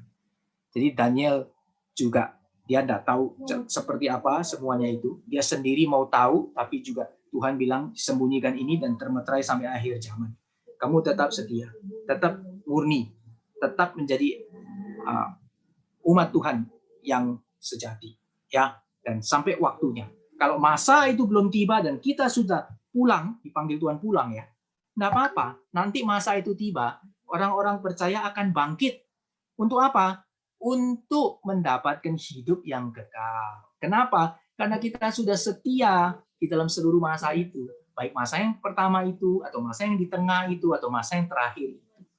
Ya, tidak peduli kapan masanya, yang paling penting adalah di semua masa itu kita boleh tetap setia. Kalau masa itu sudah lewat, kita meskipun sebelum masa itu lewat kita sudah dipanggil Tuhan, nanti kita akan dibangkitkan untuk menerima upah yang Tuhan sediakan bagi anak-anaknya yang setia. Nah, itu beritanya. Ya, ini berita yang berkaitan dengan akhir zaman yang dinyatakan kepada Daniel. Nah, ini juga sama dinyatakan juga kita sekarang membaca firman Tuhan dan ini Tuhan nyatakan kepada kita. Sehingga ini mempunyai satu pesan ya yang sifatnya itu apa ya? Ini berarti eskatologis ya. Kita ada di mana ini? Ya, kadang kita sering hitung, wah saya di mana ini, Pak? Apakah ini di dalam zaman ini nanti ada pengangkatan, tiba-tiba saya hilang, wah bahaya. Atau ini zamannya di mana? Atau nanti pas penganiayaan atau bagaimana? Ya, tidak ada yang tahu. Tuhan Yesus sudah kasih tahu waktu perjanjian di dalam Tuhan datang dalam inkarnasinya, Tuhan sudah kasih tahu ya bahwa nanti mengenai masa itu Bapa yang tahu, anak pun tidak. Ya, tapi tugas kita adalah tetap waktu kita masih hidup lakukan apa yang Tuhan perintahkan. Ya, jadi saksi Tuhan dan setia sampai akhir. Tiba masanya itu selesai, kita juga akan dibangkitkan Tuhan untuk boleh mendapatkan ya apa namanya kemuliaan ya bersama dengan Tuhan, memerintah bersama dengan Tuhan di dalam kerajaan Tuhan. Ya, oke ya. Nah sekarang saya berhenti sampai di sini. Ini untuk bagian yang berkaitan dengan ini ya, yang nubuat, gitu ya. Ada pertanyaan tidak?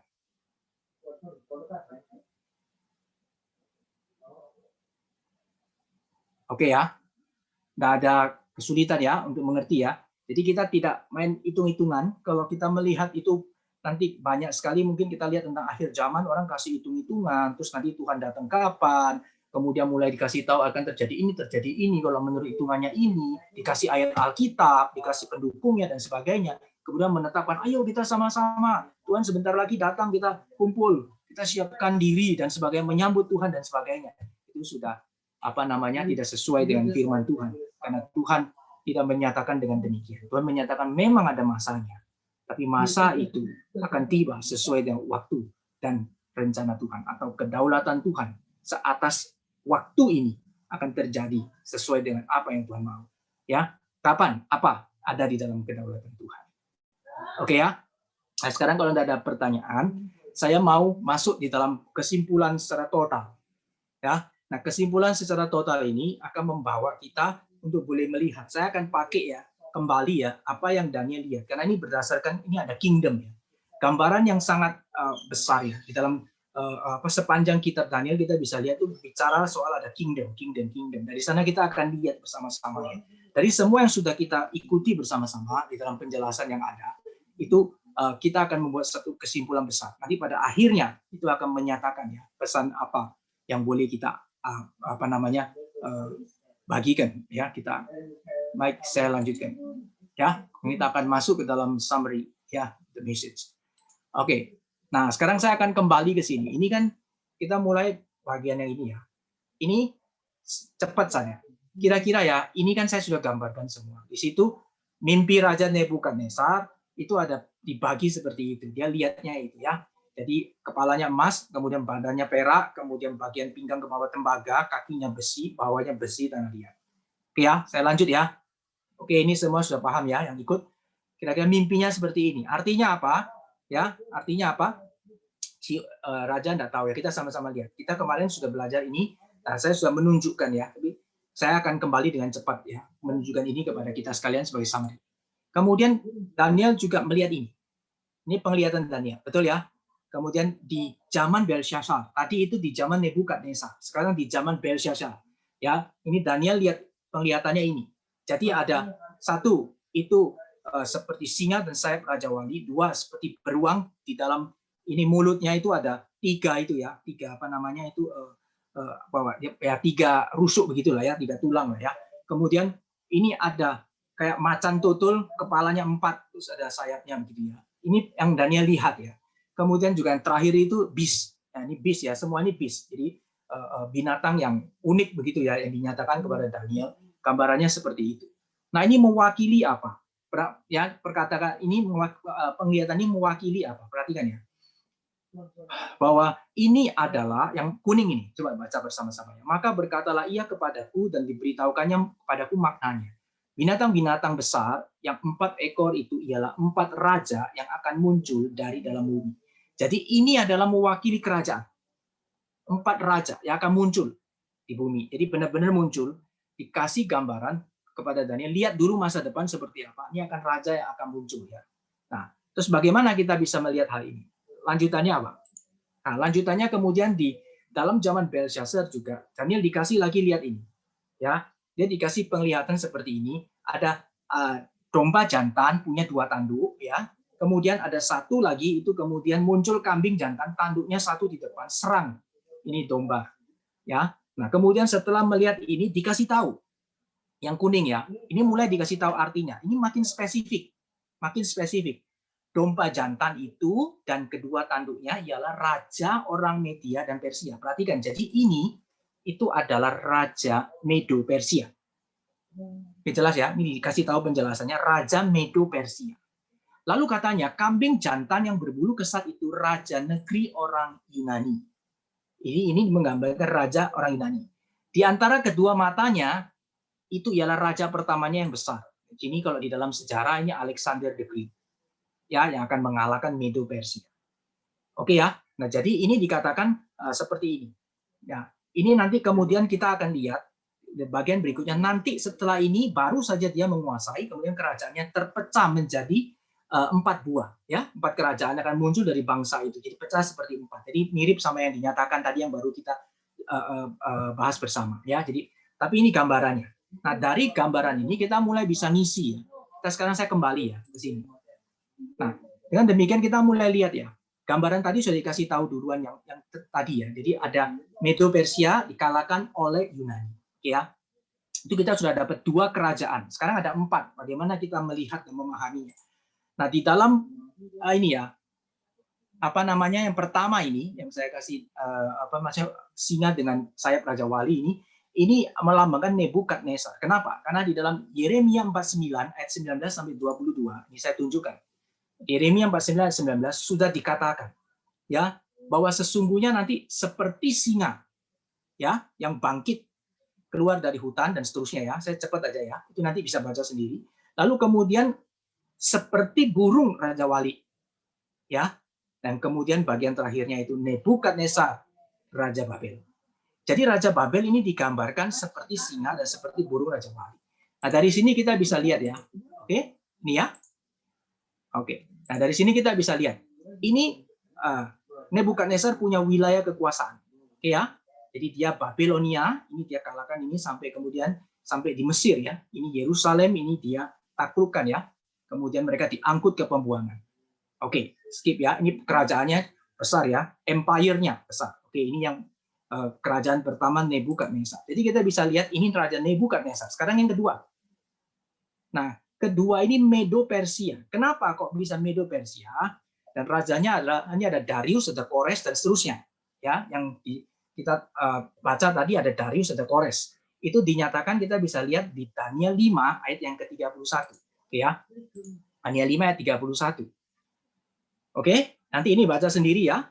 Cuma saya mau lihat di dalam bagian ini, ketika Raja Darius itu dia kurang ajar sama Tuhan, dia tidak menghargai kekudusan Tuhan, Tuhan hukum dia, ya.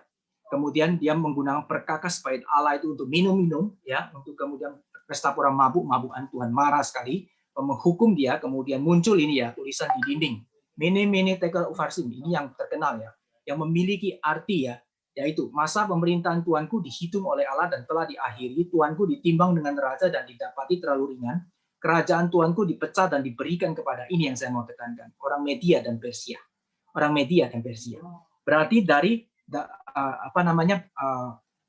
bagian ini kita bisa lihat ya, ini adalah kerajaan tadi dari kerajaan nanti Babel, dia akan dikuasai oleh Media Persia. Nah ini ya, Babel ini ya, yang warnanya di sebelah dalam ini ya, dan Neo Babylonia sampai sini, nanti dia akan dikalahkan ya oleh ini ya, Persian Empire. Oke ya, Persian Empire. Oke, kira-kira seperti ini gambarnya. Jadi makin luas ya, ini Persian Empire makin luas. Jadi termasuk ini dicaplok oleh nanti Media Persia. Nah, perhatikan ya, ini ada 3 ya, yang saya kasih bundar ini ya. Ini mewakili ya, ini ada penafsir yang mengatakan ya saya mungkin bisa terima inilah, ya boleh setuju. Ini ada 3 tusuk yang di mulutnya beruang itu mewakili ini ya. Persia mengalahkan 3 ini ya, 3 negara ini, Babel, Mesir, dan Lydia. Ini dikalahkan oleh Persian Empire. Oke ya, jadi ini Media Persia. Oke. Nah, setelah kita tahu ini Media Persia, maka tadi dari yang ilustrasi yang sudah dinyatakan kita bisa lihat bahwa ini adalah Yunani yang mengalahkan Persia.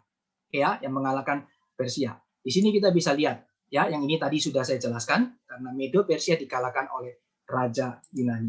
Nah, ini kerajaan Yunaninya ya. Kerajaan Yunani, ini dia mengalahkan Persia, kemudian dia menaklukkan semua ini, dan kemudian setelah dia baru menaklukkan semuanya, kerajaannya pecah menjadi 4. Jadi ada Kasander, ada ini panglima-panglimanya ya. Jadi di wilayahnya Kasander, ini Simakus, Ptolemy, dan Seleucus. Ini 4 ya, terpecah menjadi 4 bagian. Oke ya, nanti di bagian kerajaan terpecah ini dia akan muncul satu raja yang sangat itu ya, jahat, yang menajiskan rumah Tuhan, yaitu nanti itu disebut ya, kalau di dalam sejarah itu ada Antiochus Epiphanes ya, itu nanti di sejarah. Oke, sekali lanjutkan aja. Ya, oke, ini 4 ya, terpecah menjadi 4. Oke. Nah, berikutnya yang terakhir. Nah, setelah Yunani ini adalah Roma. Dari mana kita tahu? Ya, karena yang menaklukkan Yunani dari historical record itu adalah Romawi.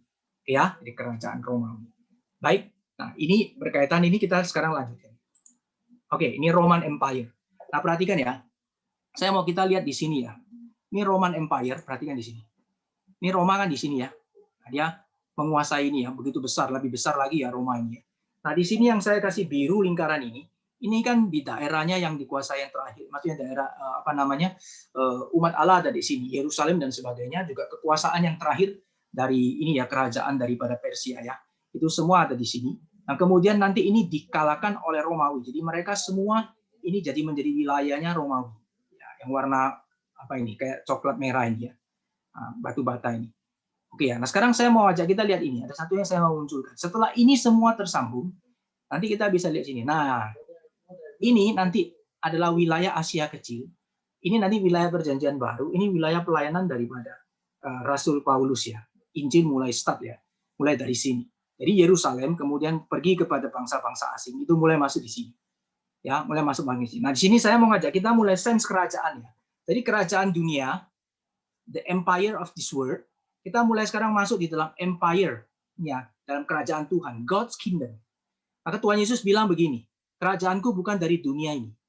Ya, ini kerajaanku. Aku raja memang ya, tapi kerajaanku bukan di dunia ini, bukan dari dunia ini.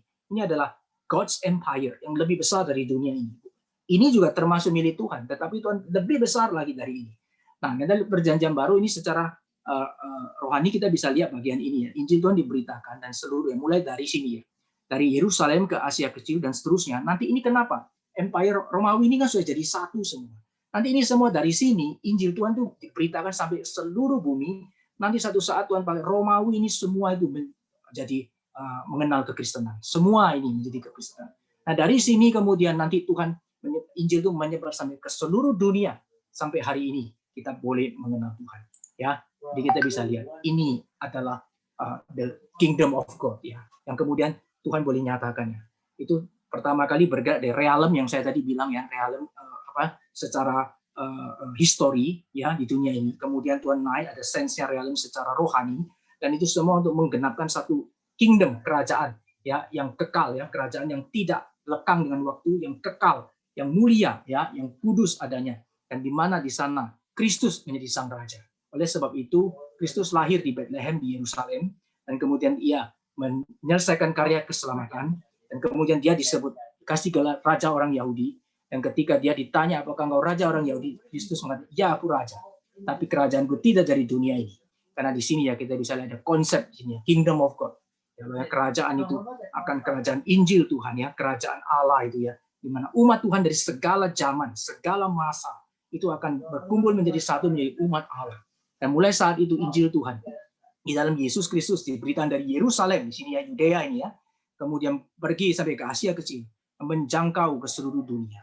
Dan Tuhan mengizinkan memakai sejarah ya, Romawi yang sudah menaklukkan banyak bangsa sehingga dibangun jalan menuju kemana-mana ini ya, terhubung kemana-mana sehingga Injil Tuhan bisa lebih mudah ya, bisa disebarkan ke seluruh dunia.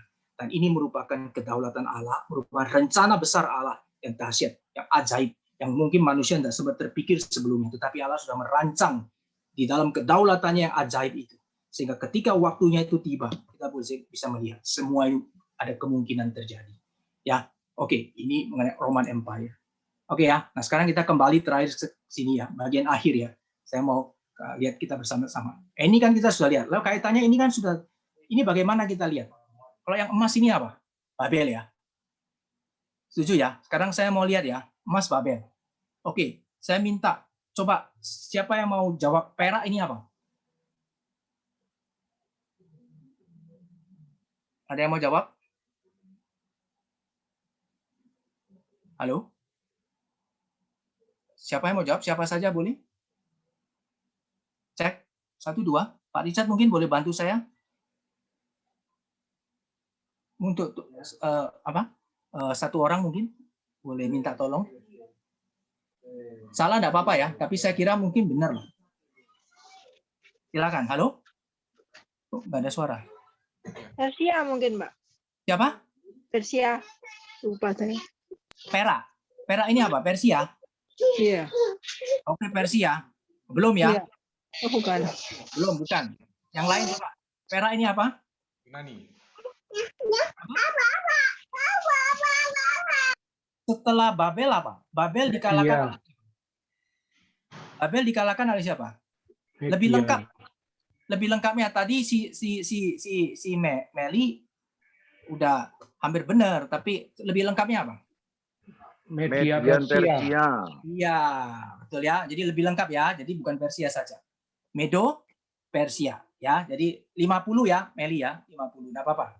Oke ya. Sekarang lanjut. Setelah ini apa? Tembaga berarti apa? Yunani.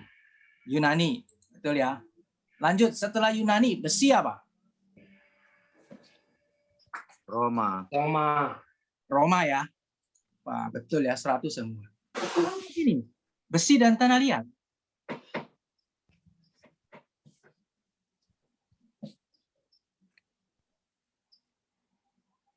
Tadi kita sudah lihat secara keseluruhan toh.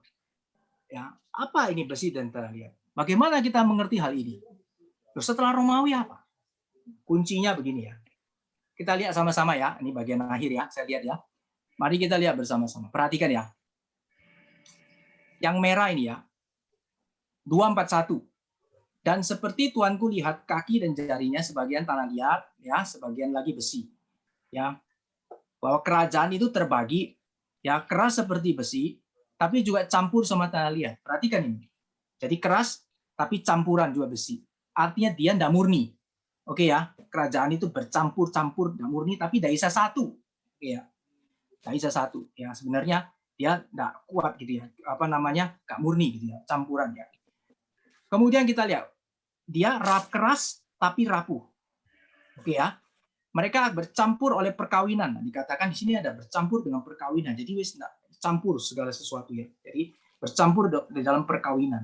Nah, kondisi ini kita boleh bilang ya, kalau dalam kondisi bercampuran perkawinan ini dikatakan tidak akan merupakan satu kesatuan. Ya, tidak bisa bercampur dengan tanah liat ini. Tidak, bukan satu kesatuan.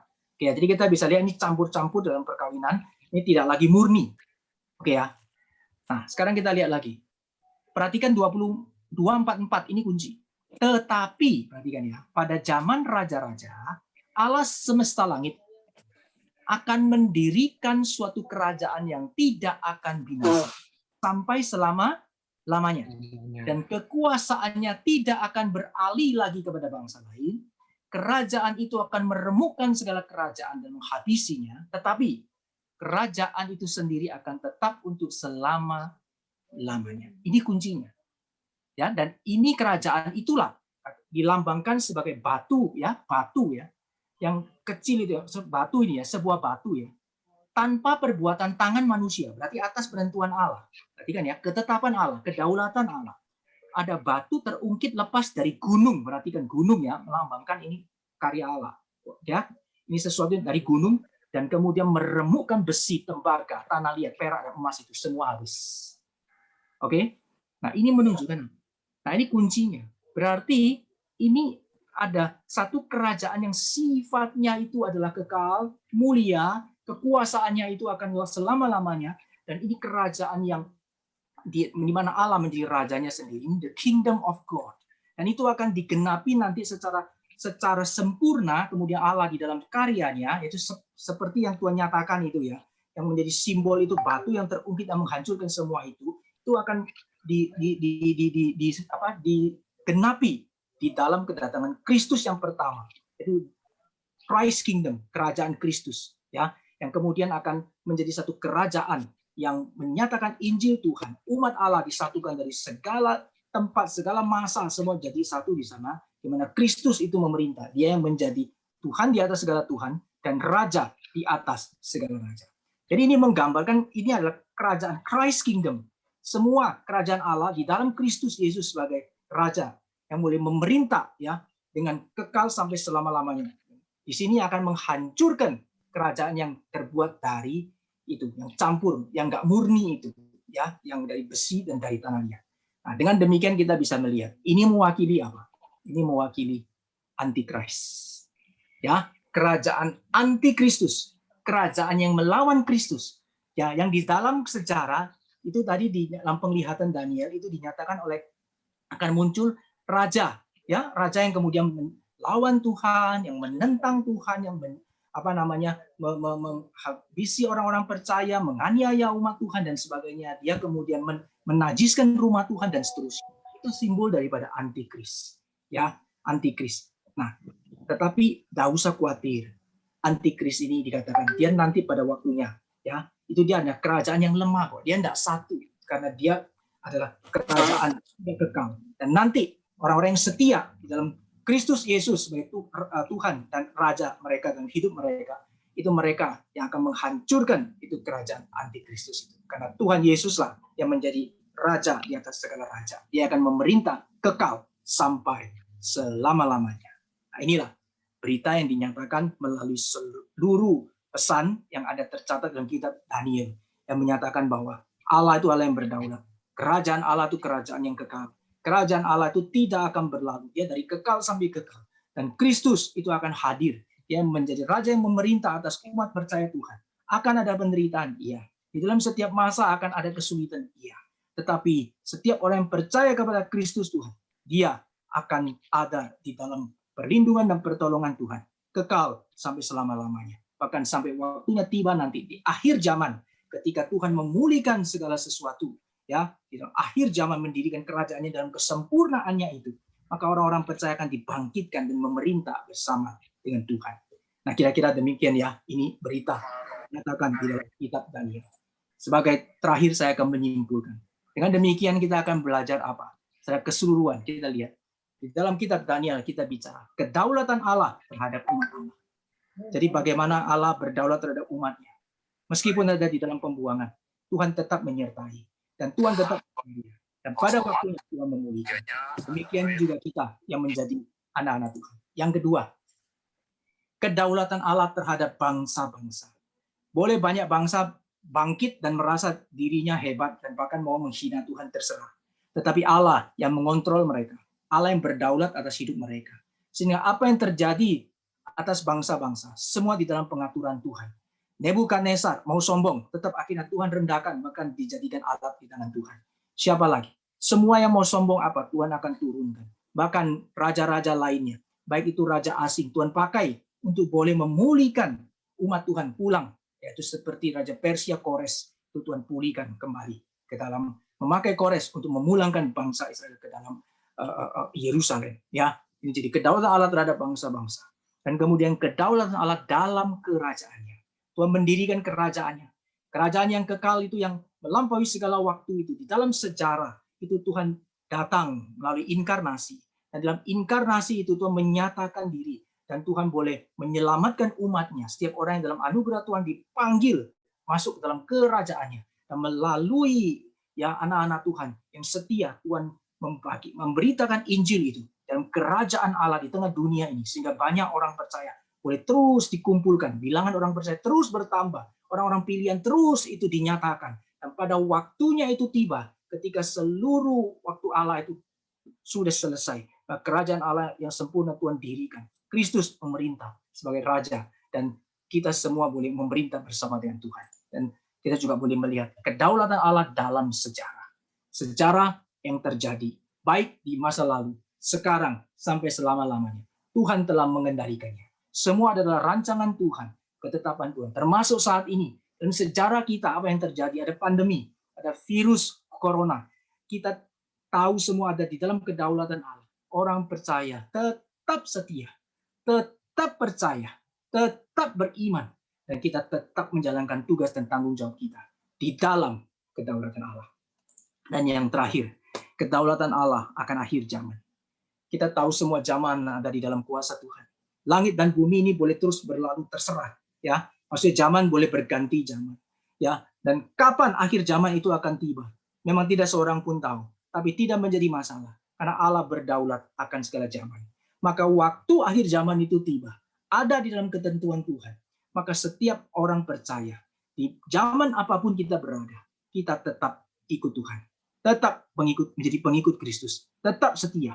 Tetap memancarkan kemuliaan Tuhan. Dan kita tahu, di dalam segala waktu, Tuhan sendiri yang akan menyatakan kehendaknya. Sehingga akhir zaman ada. Kapan? Nggak tahu. Tapi tugas kita adalah kita percaya bahwa kapanpun waktunya itu, kita boleh menjadi orang yang tetap setia dan berharap kepada Tuhan. Nah, demikianlah saya menyelesaikan kitab Daniel ini, dan biarlah ini boleh menjadi berkat bagi kita semua. Terima kasih. Apakah ada pertanyaan? Saya persilakan. Saya kembalikan dulu ke Pak Richard.